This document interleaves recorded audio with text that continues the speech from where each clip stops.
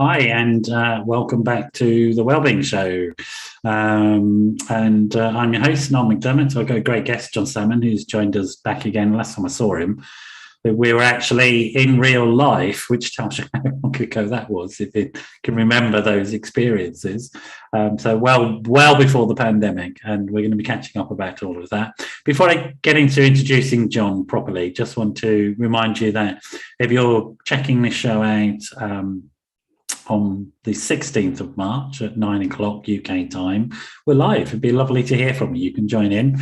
James, who is my techie, who you can't see, will be scanning the digital airwaves and looking for any comments, and we'll share them with me. Or you can drop me a WhatsApp on 07506 319 745. That's +44 7506 319 745. Be lovely to hear from you. So if you see me looking at my phone every now and then, or just looking generally distracted and useless, that's because I'm a bloke and I can't do two things at once. But there you go. Anyway, that's enough of me. That's one of my people who had a great day today. So that's a nice bit of news I've just received. Enough of that. Welcome back, John. It's wonderful to have you back with me. How are you? Yeah, no, it's lovely to be here. I was looking back, and it was April 2019 that we were in the studio together. So I kind of think the last 2 years don't really count. So it's in theory, it's only been a couple of months since we last saw each other, right? Yes, something like that. In that sort of smelly, crappy studio in Soho, by not far from the Opera House, which is it genuinely feels like it was an absolutely alien world that I'm really trying to remember what it was like. Was it? It was April. It was being dark and cold. Yeah, it was. Yeah, I remember. Yeah, but it was probably arriving a bit earlier and going to Pret nearby, and that's right. Thinking, right, I think it's around this corner. And as you say, the kind of the alleyways of Soho and around Covent Garden, and knocking on the door and going down to the basement of the studio. But it was cool, right? It was. It's exciting. It's good to do things in person, but we'll better. And then not long after that, the following year, wasn't it? Then suddenly the pandemic hit. So let's find out a bit about you, so people won't know who you are, given that this was quite a long time ago, and that was when we were still part of Men's Radio Station. So, but we won't have that recording, I don't think, on our on our library. So John Salmon is somebody that has lived experience of going into recovery from mental health problems. That's roughly the story. So let's hear a little bit about John Salmon before you became the sort of advocate for sort of mental wellness that you are now. Sort of, who were you back then before you understood all these things? Yeah, thank you, Noel. And again, just thank you for having me back on your show. It's just wonderful. I'm really looking forward to chatting to you. And if there is any people watching live now, if there are any questions coming in, I just think it's just wonderful to have these kind of opportunities to talk about mental health, well-being, and really just try and talk about it more, so we kind of take away the stigma and just try and make it as easy as possible for us to kind of look after ourselves and other people around us.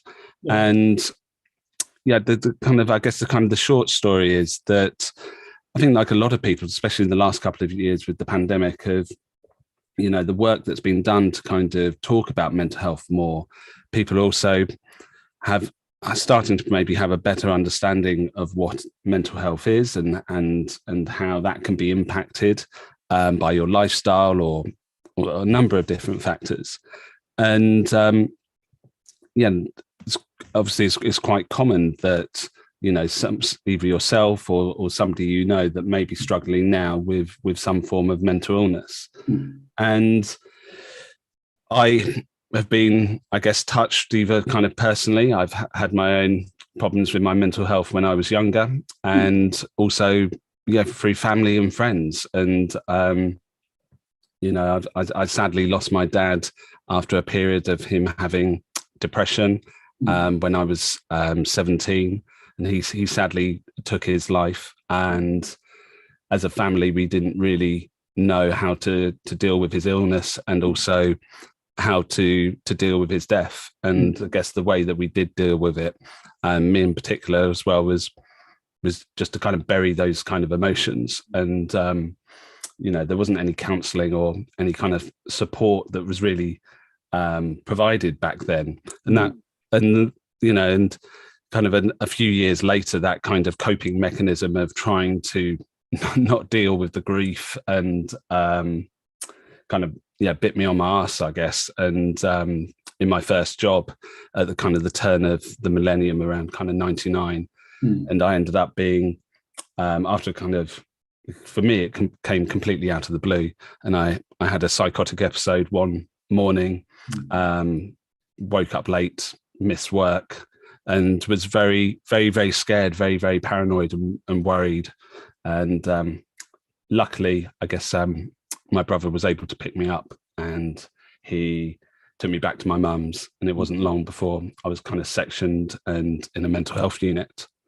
And I guess what that did for a couple of weeks, that kind of contained me. I guess that kind of got me to a place, the I guess kind of holding pattern, a bit like an aeroplane just going round in circles. I was kind of safe, but and yeah, that was about it. And I luckily I was able to get out of hospital, and it did feel like kind of escaping hospital. Yes. I definitely wasn't better when I left hospital, and again, still, even after having something as severe as that kind of breakdown, I wasn't offered really any kind of talking therapies. It was still very, very limited then. And what was a psychotic episode ended up turning into depression and more kind of more mental ill health. And in the end, it was very, very lucky. I did go to a very bad place, but in the end, luckily I was able to get the right kind of help for me, which included talking therapies, and time and space to kind of rebuild myself and get myself back on my feet. And that took, the best, a good year of being off work and building up my confidence slowly. But it was that stigma, Noel, that we talked about last time, that the reason why, even though I got to a better place of recovery, I wouldn't tell anybody about it because of the stigma that exists. There was no way I was going to tell a future employer, girlfriend, new mate down the pub that I'd had a mental illness, right? Because they would all just not want to talk to me, and I wouldn't get that career opportunity, and I wouldn't get that girlfriend, and I wouldn't, all these things in my head that I thought people would think about me having a mental illness meant that I didn't tell anybody about it for well over 16 years. And for people who don't know, I do know because I've worked in that system. People work very hard to make psych wards good and welcoming, but they are frightening things. That's it. So in an acute psych ward, people are in a very distressed state, and no matter how hard the staff work to make it pleasant, it's frightening, it's difficult, it's challenging, and losing your freedom as well. Having people tell you what you can and can't do. It's interesting. I think there's a gender divergence here.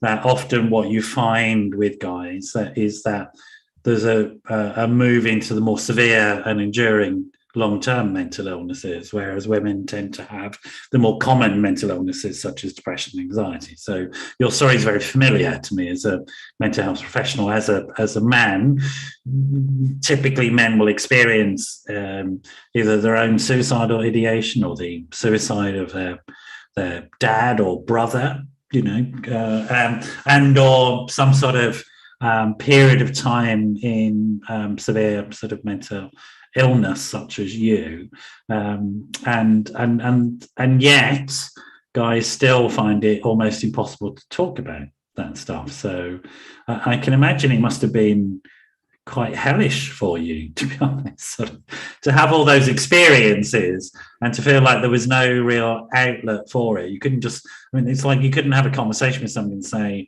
you know, I'm all right now, but that was really horrible what happened to me.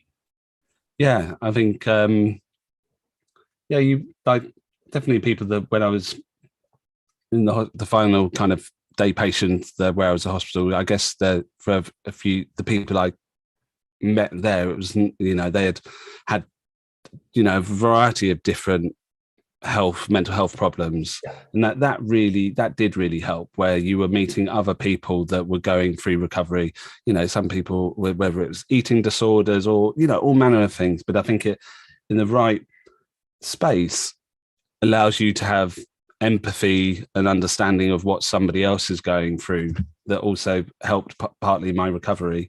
But yeah, I think once you're out of that setting, where you know, society just there wasn't really an opportunity to really talk about it. And I think also probably even friends and family around you, they're probably quite nervous of almost like triggering something that, like, oh great, he's better now, like let's just not talk about his illness, and everybody's just crossing their fingers that you don't end up getting ill again. So I think there's almost a fear of talking about it once somebody is even, you know, a few years after recovery, because it's like, oh well, I don't want to set John off again or say the wrong thing. Yeah, like somebody who comes out of alcoholism and everybody's hiding the bottles of wine behind their back. Sort of like that sort of thing. 100%. Absolutely. It's a very odd thing. I guess this is sort of this explanation seems to me to make sense of why it became important for you to become an advocate in the field, somebody who had lived experience, because of the sense of fear and isolation and stigma that you faced, and the fact that it wasn't a common topic of conversation, which has become much more common, but it certainly wasn't back in those days. And how did you get into that sort of advocacy space, a person who shared their story in terms of lived experience? And for people who don't know, lived experience is just a term that means that somebody's had experience of something and is willing to share their experience and encourage other people to share their experience in terms of mental illness and recovery from mental illness. Yeah, so, you know, even though I didn't talk about my own mental health or my mental illness to anybody, I really was a subject that I would never go near.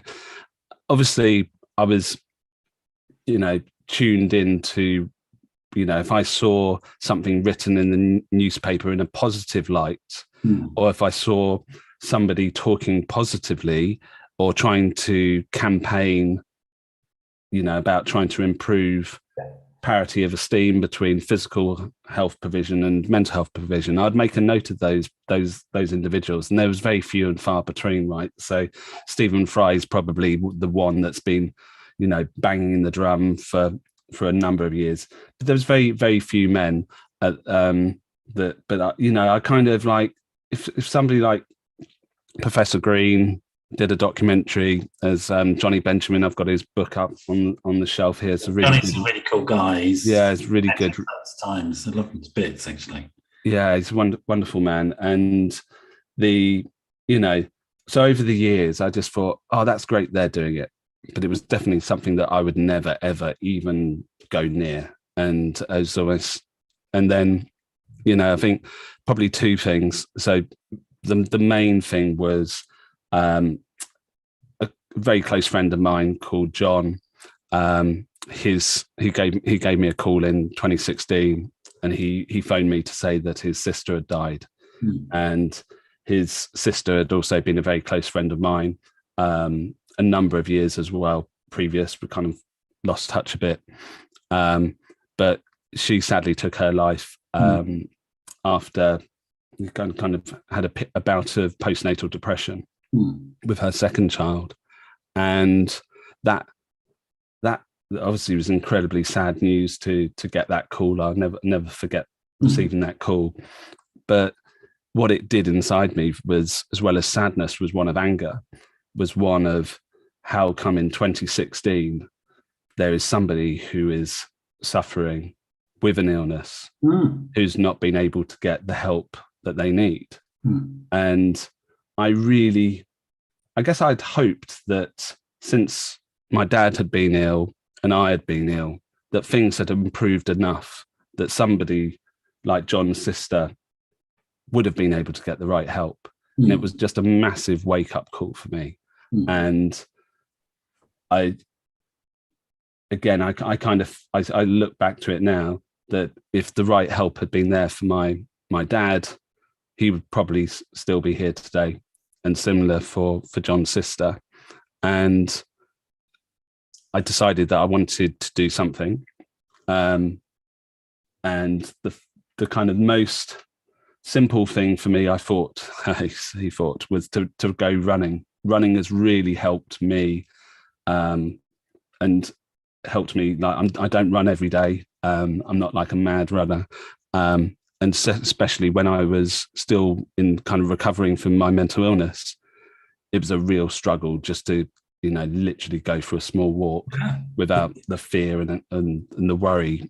And also the frigging exhaustion of being ill.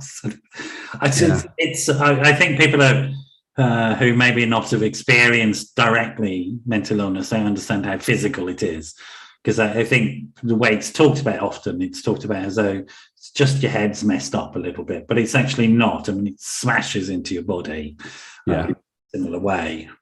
Yeah, no, I remember going for a run with my brother, or it wasn't really a run, but going out with my brother and another friend. And I just didn't have the energy, right? I was still very nervous and paranoid and just not comfortable even being out, right? But I'd seen that kind of the benefit over the years of slowly getting out, bit of exercise. So I thought kind of a challenge would be to run the London Marathon.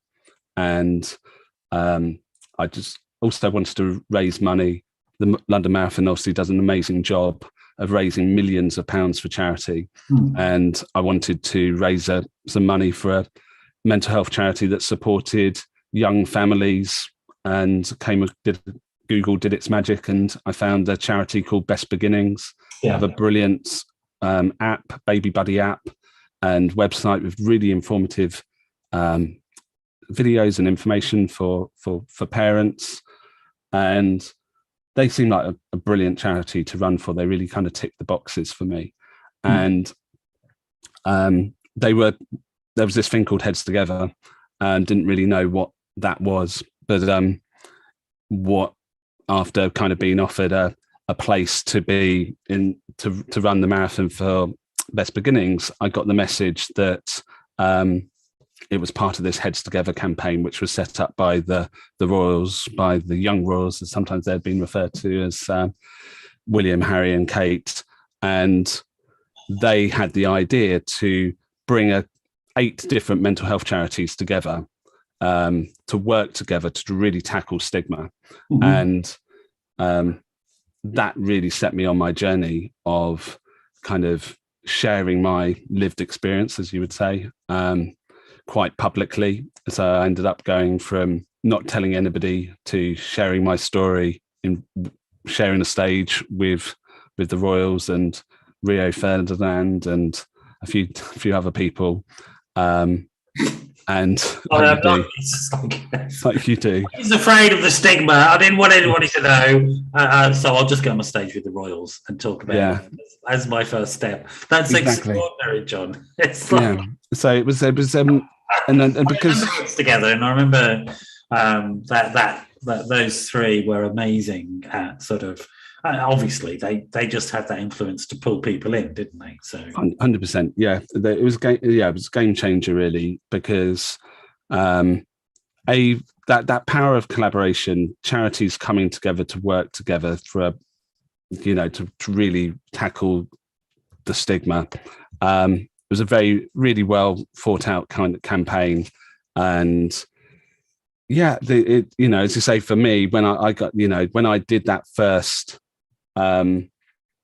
talk, I had no idea. I had no idea that it was going to be. I just want to talk about why tackling stigma is important on a very basic level. And people need to understand this. Stigma stops people getting help. If you stop people getting help, they end up dead. Yeah, that's the way it works.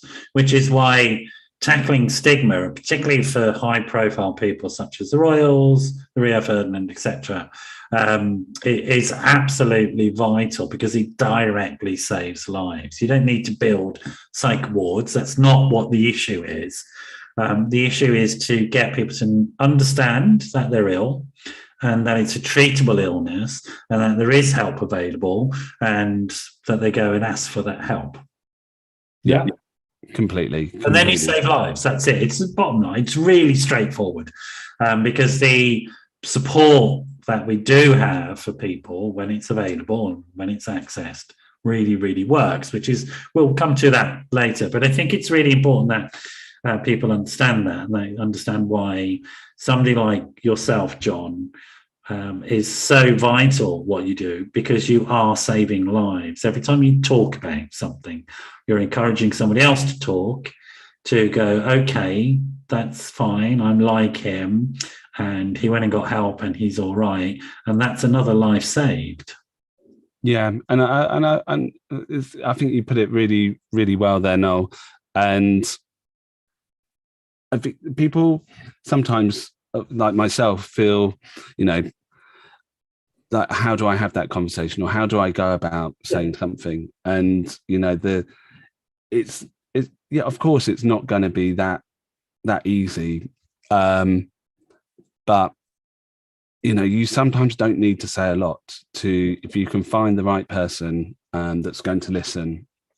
It's been incredible, just by over the last few years, the amount of people that have talked to me more openly about how they're feeling, and that's the winner. And anybody can do that, right? You don't showing that understanding and empathy can, if you can create that space with your friends and family, as you say, it's an opportunity to fundamentally kind of save a life, I guess, then in the long run. Absolutely. And you don't need to be a mental health professional, as you say, to do that. It's got to learn to shut up and listen. 100%. 100%. Yeah. So my mate Steve, that really helped me when I was really ill. He would come and visit me in hospital, and we've talked about it since. And he said, I was so nervous. I was so scared. I didn't know what to say. As you say, kind of psychiatric wards and stuff are, they're not like, not the calmest of places. They're really not. And he said that as well. He said exactly to me, going, I didn't know what to say. I didn't know what to do. But he was brilliant, because he did just, he allowed me, he listened, right? And even if I wasn't making much sense, for that period of time, I was like, here's somebody I trust, and they're listening, and they're chipping in with a few points and directions, and trying to be a bit positive and guide the conversation a bit. But yeah, he's not a mental health expert. He's he's just a mate trying to be a good mate by listening. And so if you go from a psych ward to sharing a stage with the Royals, yeah, it's great. And in between, you decided to run the London Marathon because you want to raise money for a charity, and you're inspired by doing this, maybe through anger, sort of because another person has taken their life unnecessarily. Okay, when they could have got help. So there you are. Tell us about the sort of running and the marathon, and why it was important to do that for you in particular, because the show is called Running for Health, Running for Mental Health. What was it about the running and the marathon that was particularly drawing you, and how did it work for you in terms of sort of your recovery? Yeah, so as I mentioned, the getting to run, being able to run a marathon took 20 years, right? So I think you're bonkers for doing it personally, sort of. Oh, well, we'll see. There's still, there's still time to convince you. I've got 35 minutes to convince you why, Noel, it's a good idea. I just want to die at the thought of it. I'm so impressed that you can do it. Well, yeah, we'll come on to it, but I think I'll say it now, but I think what is so inspiring about things like the London Marathon, if you've ever gone to watch, actually, it's not 20,000 Mo Farahs running. It's 20,000 people of all ages, sizes, abilities, and it's a similar kind of couch to 10K or all these things. If you put too much emphasis on it, it feels like an unachievable mountain to climb. But actually, the marathon is a bloody long way, but it's more achievable than it's marketed as, right? As what people think. And there's people like some amazing people that have been running the London Marathon for a number of years, really trying to challenge that perception of what a marathon runner looks like and who can do that type of thing. Bryony Gordon is a brilliant journalist and has been running the London Marathon for a good few years. So, and really encouraging predominantly women to get out and do some exercise. Yeah. But I think if I remember your question before I go on a little marathon tangent, was, over the years, I started to apply for little races and little runs, little kind of organised 5Ks. And it did take me, a long, there used to be this really good 10K around London. And I'd finish that. And honestly, I was, I'd collapse, after doing 10K. Yeah. And it's crazy how the mind works, right? And that it's, obviously you've got to be physically fit enough to run any distance, whether it's running for a bus or running a marathon. If you've got a bus knee or whatever, it's going to be a lot harder. But I generally think if, just having some general fitness and building up slowly means you can start to take on longer distances and bigger challenges, because actually it's less about the physical and it's more about the mental I agree. Motivation. Having teased you about there's something wrong with you for running a marathon, I actually did in the first lockdown, the first summer. I got up to 20K at one point because I just knew that I was going to struggle. I had to do something, and having a goal around this stuff and getting out physically and running when we weren't allowed to socialise and all that sort of stuff stopped me from losing the plot in a serious way. And sort of, it was really important. There were a lot of people doing it at the time as well, and I got that sense of community because a lot of like the communal running together could no longer happen, but people were doing it via Strava and all these apps. Were running together via the online app world, and it was it's a real sense of camaraderie and connection, and being in something together with other people. So I really understand that, and as well as the sort of uplifting, and I was doing it partly because the virus also was attacking the lungs and all that sort of stuff. So I wanted something that would strengthen my breathing. So you do the marathon, you become sort of quite high profile. Was that then a step into for you, well, I'm going to sort of now move on, for want of a better word, into more professional presentation of this type of experience, or what were you doing at that point? Yeah, so at that point, I was running, and I still run my own business.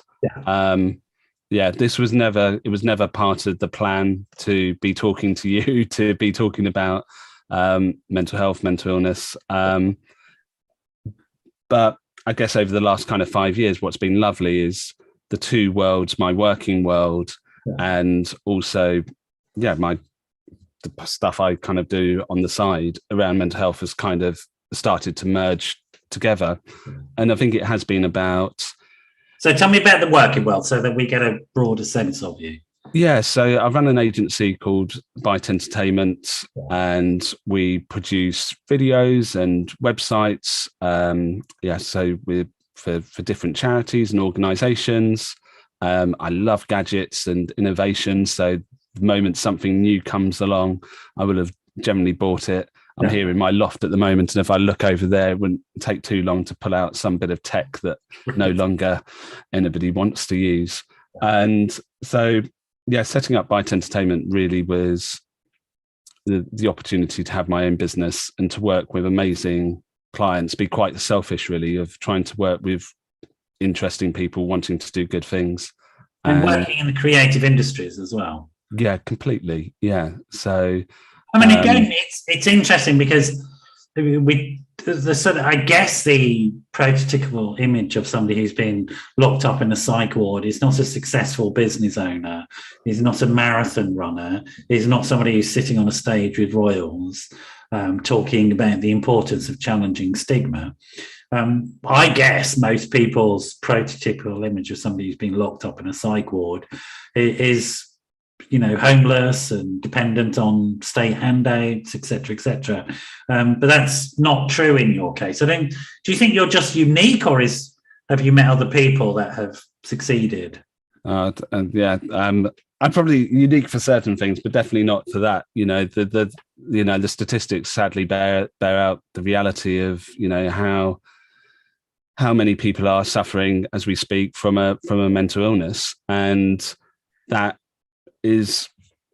doesn't matter what background you're from, whether you've got a nice, car in the drive or you're homeless, right? It doesn't discriminate, mental illness, and it can affect anybody.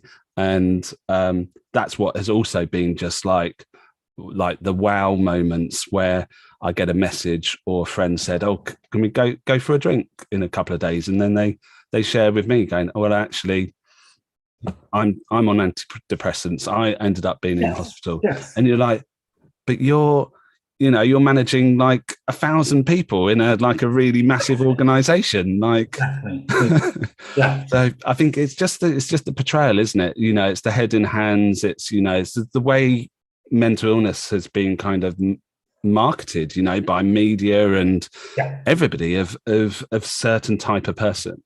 And that's, when the reason, one of the motivations that keeps me talking, I always think I'm not a great speaker, but until somebody better comes along or more people doing it, I'll keep on doing when I'm asked to do stuff. But you're fishing for a compliment, ain't gonna happen.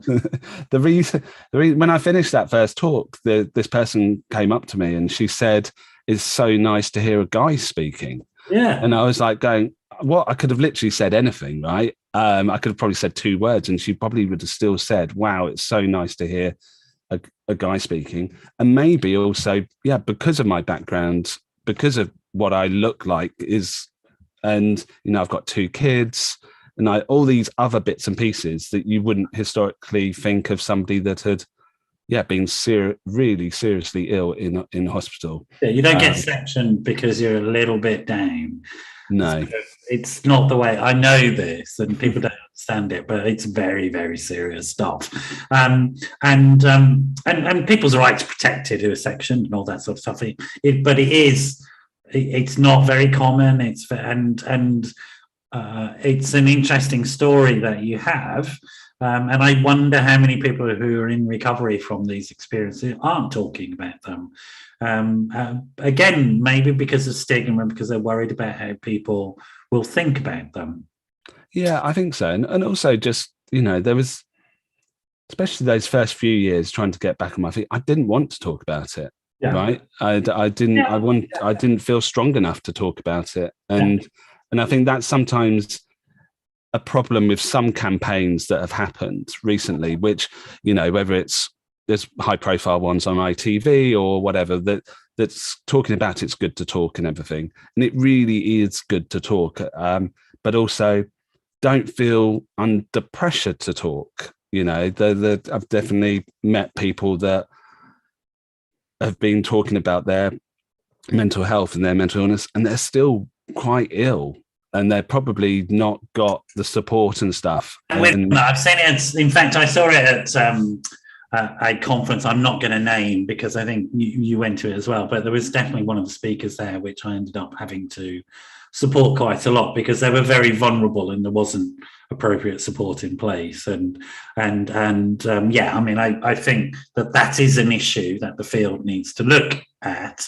But on the whole, my feeling is, I don't know about but my feeling is, having brought in more people with lived experience to discuss what's going on has improved the presentation. And that issue you said about marketing, the marketing of mental illness, people who've been ill, has been absolutely appalling. I suppose because, it's an attempt to get resources or something like that. I don't know what it is, but it's very much deficit based, as I would not at all asset based. The assumption is you have a mental illness, that's the whole of you, you're stuffed.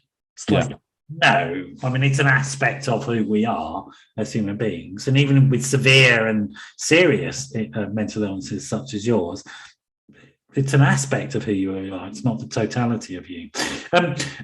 So I wanted to sort of lay the sort of groundwork a little bit and people get this idea and understand that you are pretty hot shit when it comes. You are, John. Forget it. You are. Anybody who sort of gets into recovery is extraordinary because it's horrifying. It's terrifying going through those types of experiences and rebuilding your life in whatever way. You don't have to become, on the stage with the Royals in the way that you did, John, but just getting back to life is an amazingly courageous thing to do when you've been frightened by your own mind. Yeah, but I think what it does, and other people that I've met that have gone through similar to me, have gone through that recovery stage, I think also it does give you that ability to listen to your body more. You've learnt, right, those telltale signs of when something may not be right, where you're not sleeping properly, where you may be overthinking certain things. You know, that's the benefit, right, of going through something so horrible, is that you can start to actually look after yourself better. What can improve and impact on your well-being. And bizarrely, I think, you have to ask the people that's worked for me over the years whether I'm just completely lying and making this up. But I think that managing people after having a mental illness has made me a better manager of people, because I want to get the best. I want to get the best out of you. But I don't want it to be to the, negative on your home life or on your personal, your own health. And so I hope over the years that I've been able to try and push people, but also knowing, like, when I'm be really quick to say, right, take the day off, take 2 days off, take as long as you need. Your health is more important than this video that we're filming or this website that's got to go live. It's just, your health is number one. And I think it's knowing that balance of when to push, but also knowing when to take the foot off. Yeah. So here's the story. You come from like a quite traumatic, tragic background, which is disturbing in terms of your father, your experience in hospital, and you put your life back together and you discover sort of running and this passion and being part of the community that does that. And then, we met a few years ago and you're successful in all of these areas. You're a great advocate and good at sharing lived experience and being humble about it, all those things.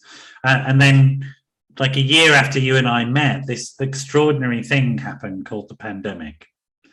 And what happened? I mean, I sort of can only imagine it was quite a challenge. Yeah, it was.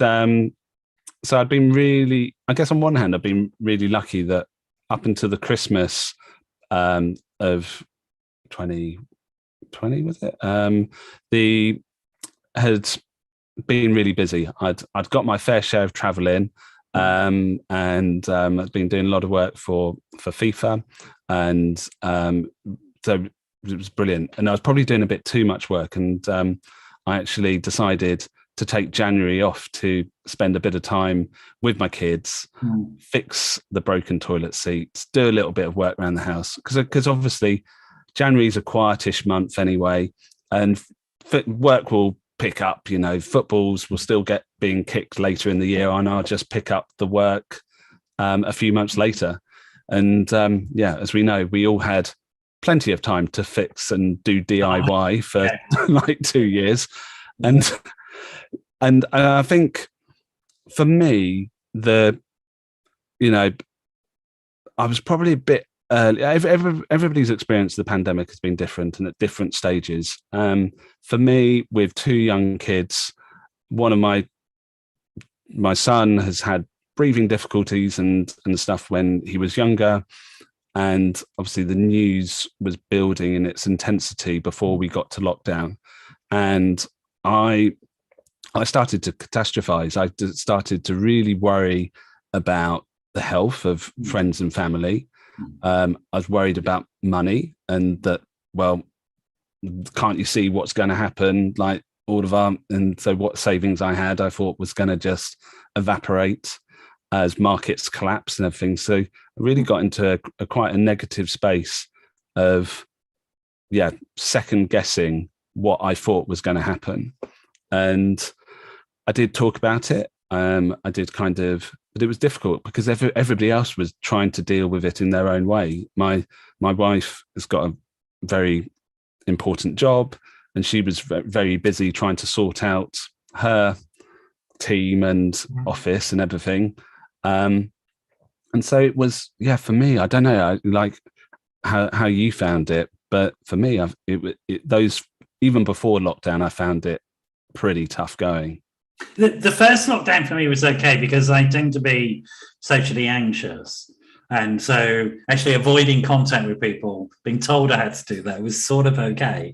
And I seem to remember it was a nice summer. It was lovely, yeah. But when it came to the Christmas, that's when I began to fall apart, and I spoke to my GP and got some meds and stuff like that, because it was just, I sort of knew that I was going to struggle at that point, and sort of because at that point it was wearing me down. So that's when, I really cut back on everything, and I got some meds prophylactically just to sort of help smooth things out, and I did a lot of resting at home. I did a lot of putting on weight.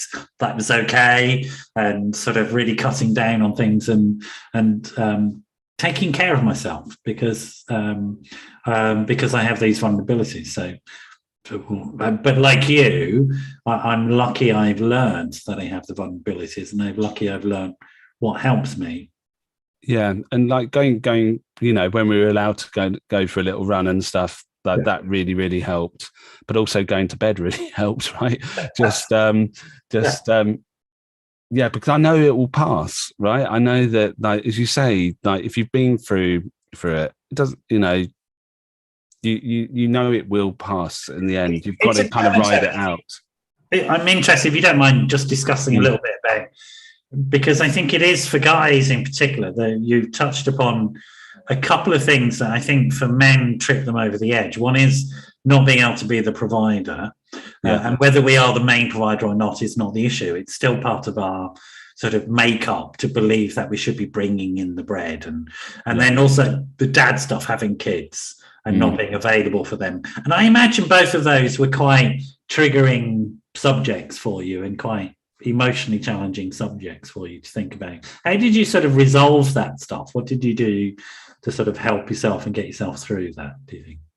Yeah, I think, the good things that I was able to, try, I ended up, because my wife she was really busy with work, and my work had just kind of disappeared, so that kind of providing bit was kind of, at least, I guess the government was, relatively quick to start offering kind of furlough and bits and pieces.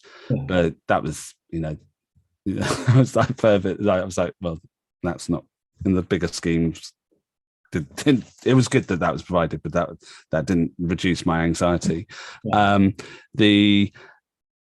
I think what was good though was obviously I had these two little people or young people to look after and to care for and try and make sure they were happy and having, you know, as good a time as possible, where, you know, they feel like they're, you know, and you said the weather was great, you know, it really was. So we were very lucky that we've got a small garden and, you know, we could try and, you know, it's been wonderful kind of spending so much more time with my kids, right? And it's really fascinating. A lot of men I talked to have said that there was something happened during, even though it's a struggle, something happened during that time in terms of connection with your family, and something significantly changed. My boy lived in France. He does, and not lived. He still lives there. So it was slightly more challenging to sort of get over to see him. But it was that sense of meaning and purpose, the connection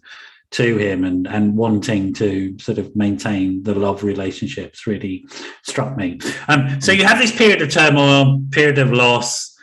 Again, because of the skills you have, you come through it. And I think it's important that people understand this, that recovery from mental illness doesn't mean that, you know, you just sort of reach this lovely plateau and everything's happy and you've got nice little flowers and all that. It comes and goes, it ebbs and flows, and life circumstances can knock you back. But hopefully, like you, you've got the skills and resources in place to manage more effectively. Yeah, and I think it's again with better education, with things like your show, guys that actually want to know, right? But they just don't know. They're just out of the loop a lot of the time of where to get help or what's available or what they should be doing. Yeah. You know, again, slightly down to role models and you know, like. But yeah, to change those behaviors, right? So you stabilize, I guess, at some point, and then you start developing new projects, which I think it might be nice to discuss now. So the sort of you come through this again, Phoenix, like you rise, and then you begin to sort of develop some projects, and there's a huge list of them, which is Speakers Collective, What's Going On in Your Head, John and John Run New York, Let's Talk About Loss, Brave to the Moon, SK. I mean, seriously? Tell me about some of those things that you've been doing over the last couple of years, which have been, I guess, directly linked to your recovery, but also helping other people in many ways. So, yeah, I guess I like having lots of things on. I like being busy. You clearly do, John. And but whether I like it or it's just like this the way I am, I guess I kind of I sometimes wonder it would be a bit more simple just doing one thing. But anyway, and again, I think it's the last 5 years just being more open. And It's funny when you're open about yourself and when you're open about maybe what's kind of important to you, your life does change a little because you start to interact with other people who are like-minded as yourself, or they may say, "Oh, John, talk to this person," and there was some wonderful coincidences or serendipity, or however you want to put it, or you know, was it something to do with the cosmos? But there was some real planets aligning on a few different things, and I think as that fear had slightly ebbed away, had kind of disappeared, that just thought, let's give it a go, let's try. And also, to go from the Heads Together point of view, that collaboration is so, if you've got an idea, however silly you think it is, if you can find one other person that thinks actually that's got legs, or why don't you try and do that? It doesn't need 100 people to try and get you to try and do something. And I think that's what's been lovely about the different projects that I've been involved in, have generally come from either myself or somebody else that said, "Oh, could we do this?" And I'm like, "Yeah, of course we can," right? And so some of the projects you mentioned there. So there was Rave to the Moon. So there's a amazing beatboxer called SK Shlomo, and done some work with him during lockdown. He did this show every I think it was every Thursday, a live YouTube show, getting kids to beatbox, and we made a song at the end of the 7-week show run that was brilliant. So definitely Google that kind of SK Shlomo and beatboxing. And off the back of that, James will put a link out there. So off the back of doing those kind of kids online YouTube shows that Shlo came up with, we were obviously still in lockdown when it came to New Year, and this idea of like, oh my goodness, there's going to be a new year where we're all going to be stuck at home, and had this idea of, could we, get everybody dancing in their living rooms, raising money for charity. And Rave to the Moon sounded quite catchy. And, a domain name was bought, a website was built, and some amazing artists were booked that performed all from home. And we partnered with an app called Sweatcoin. And thousands of people downloaded this app, and as you move, the step counter, we were able to kind of bring all the steps together from everybody taking part. And we had a visual representation of a spaceship trying to get to the moon. And in real time, we could see people donating to their charity, their chosen charity, and also the steps. We could see the thousands of steps. We went past the International Space Station. We didn't sadly make it to the moon this time. But actually, we need some help at the moment. You might need to do it. Thing, apparently. Okay. So they need some help to get back to Earth. Okay. Well, we're floating around somewhere kind of up near the stars at the moment, but that was, again, just an idea, right? And I think that was what was great about lockdown, because people were stuck at home. Creative people that wanted to try and do something to create connection, gave that opportunity. And so what's interesting for me about this, James, just to say, James is a techie guy, I forwarded you the email with all the links that John sent to me, so we can put those links out there, people can see them. But what's interesting me and what intrigues me about this is this notion of transformation, that you go through these horrible experiences, and it is possible to transform them into these creative, fun, wonderful experiences. I don't think you need to go through horrible experiences to be creative. That's not what I'm saying. But it's the shift from that deficit to that asset-based model. So we can stay in the deficit and say, oh, woe is me, this is a problem. Or we can shift the frame, can't we? And it seems to me that that's what you're about, John. That's what you try to do each time, within the vulnerabilities, within the limits of your humanness, and that you can be broken. But it seems to me that that's sort of your energetic impulse, is to look for, well, with the collaborations, etc. But how do I transform this? How do I create something from this? Is that a reasonable thing to say about you? I think so, and I think I've worked in sectors where it's incredibly competitive, and where there really is no new ideas, and you're just trying to slightly do it better. The mental health space, because it has been so underfunded, it has been so stigmatized. Actually, what is a breath of fresh air is that you can do something, however big or small. It could be a bake sale, or it could be trying to rave to get to the moon, right? It can, whatever it is, it will make a difference, and also you will be supported. And I think that's what is quite exciting for me, is that something that's a bit of a silly idea, or that could this work? It has an audience, that because you can kind of tap into a group of people that aren't currently being reached, and whether that's by music, by doing a music event, by doing setting up safe spaces for people to talk about loss and bereavement, that Let's Talk About Loss do.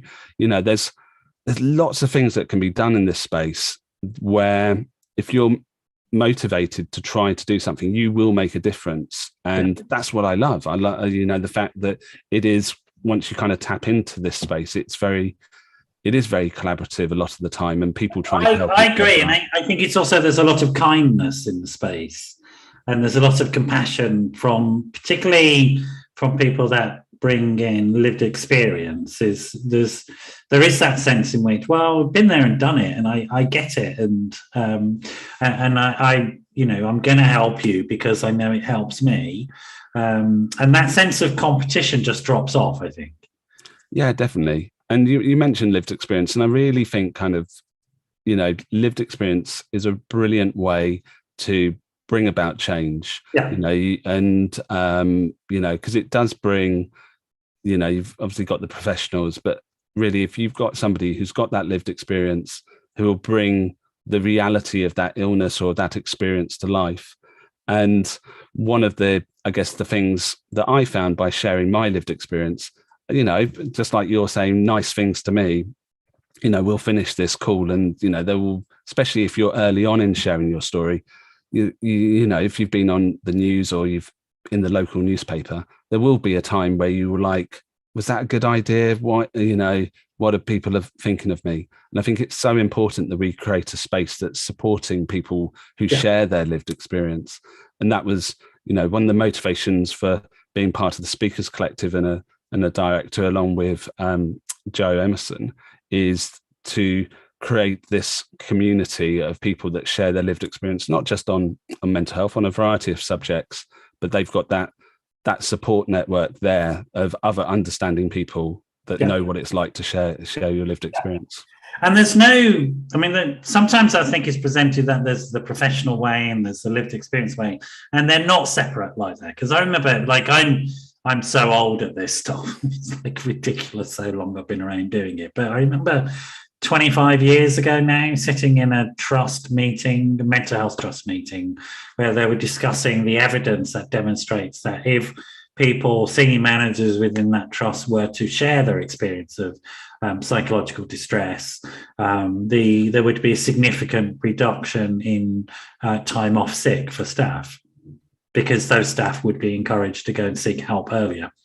And so we've known about this. The evidence is unassailable that encouraging people to share their experience of distress, and in particular distress, and then overcoming it, because that's the vast majority of people. That's the experience. They have the psychological distress, they learn the tools and resources, they get into recovery, and then they learn to manage that distress better, and they get on with their lives and they rebuild their lives. So your story is very familiar to me, but it's not one that gets out in the press. They seem to want the story of the person who had a dreadful time and ended up not, somewhere in some cul-de-sac somewhere. But that's not the truth of mental illness. Mental illness affects so many people. You would, in many ways, looking at the stats, you would say mental illness is the norm.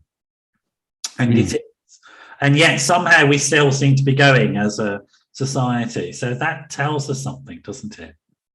Yeah, it tells us we just need to create a more compassionate, understanding world, right? And before we finish, I want to talk about your New York stuff. Your sort of so what's going on there? So obviously we've had a pandemic and we haven't been able to travel anywhere, and at the beginning of the year, I know some people don't like New Year's resolutions and stuff and all that, but I always look at it as like a clean slate to have another go.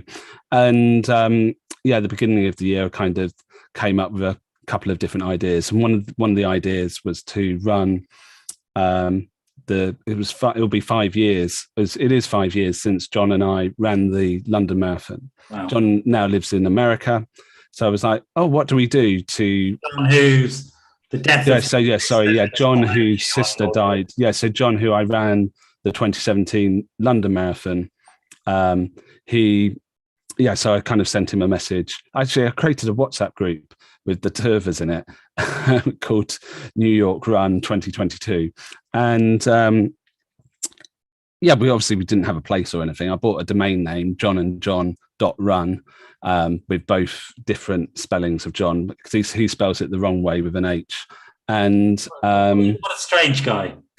Exactly. And so that's the plan. We've now got a place, two places, luckily, running for the Samaritans in New York. Brilliant. And so, yeah, check out johnandjohn.run as we try and figure out. I'm definitely not match fit at the moment. So, but it's going to be really interesting. I want to also do research into running and the importance that running can have on people's well-being. And so, as well as raising money, I also want to actually do some research off the back of it as well. Great. So people can donate and support you and the charity, and that you are supporting as well. James will have put the link out there, but just tell us the domain name again. Yep. So it's johnandjohn.run. So it's either JOHN and JON.run or the other way around. Right. There you go. John, it's just, I love talking to you. It's sort of amazing. It's like, you're like this sort of onion that unpeels. It's like, and then I have that thing, and then I've got this family, and then I've got this business, then I've got this, and then I've got that, and then that's how it is. And I love the sort of way you engage with your life and the way that you engage with your recovery. And one thing that strikes me is that you're so damned normal. It's great. It's really approachable. Okay. It's like, this is the way it is. It didn't always used to be this way, and I think that's the thing. It's but partly maybe it's a bit that comes from age and realizing what's the worst that happened. That person won't talk to me again. But I think I think it's and these things take time. It's easy in an hour to rattle off all your successes, but I think also again it takes time to do it, and that's fine, right? And so don't be put off. The point is this, that yes, it does take time. It takes hard work, and it takes learning and growth and development. It takes humility. It takes accepting that you're vulnerable. But it is possible to reach a point. And if somebody's struggling at the moment, it is more than possible to reach a point at some point in your life where you're sitting, rattling off your successes rather than ruminating about your fears. Yeah. And just as a final point, I guess, I mentioned the Samaritans, and, if anybody is listening to this, if they are struggling and it's difficult to turn to a friend or somebody to support, Samaritans there 24/7. You can phone them up on 116 123, and they're just an amazing resource there of thousands of volunteers that are ready to listen. That's a good way to end. Pick up that phone, folks. It's really cool. John, you say that. I'm going to have to say goodbye. Thanks, everybody, for joining us. I just love bringing back guests from some years ago and catching up. And let's hope it's not 2 years. Hopefully. I'll see you out running on that marathon. That was the other bit that was on the start line. That is now called the Snickers bar. That's the marathon I run on. All right, you stay there, John. Goodbye to everybody. See you all next week, and have a great week in between. Goodbye.